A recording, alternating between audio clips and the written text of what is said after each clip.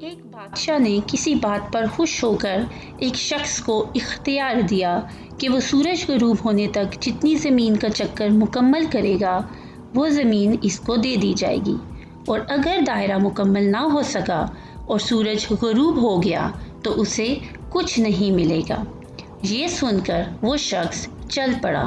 جب چلتے چلتے ظہر ہو گئی تو اسے خیال آیا کہ اب واپسی کا چکر شروع کرنا چاہیے، مگر اس پر لالچ نے غلبہ پا لیا اور اس نے سوچا کیوں نہ تھوڑا اور آگے تک چکر کاٹ لوں۔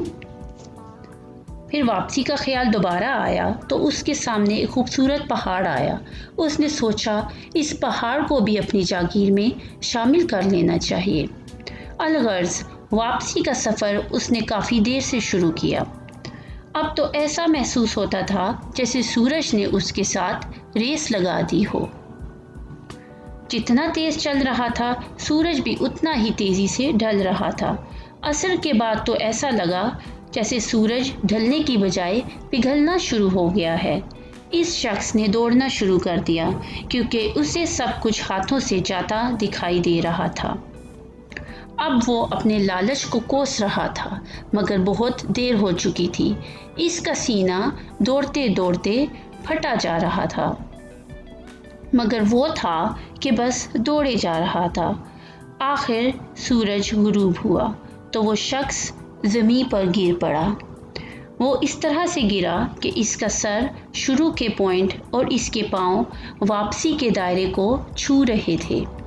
یوں اس کی لاش نے وہ دائرہ مکمل کر دیا اور جس جگہ وہ گرا اسی جگہ پر اس کی قبر بنا دی گئی، اور اس کی قبر پر یہ لکھا گیا کہ اس شخص کی ضرورت بس اتنی ہی جگہ تھی جتنی جگہ پر اس کی قبر ہے۔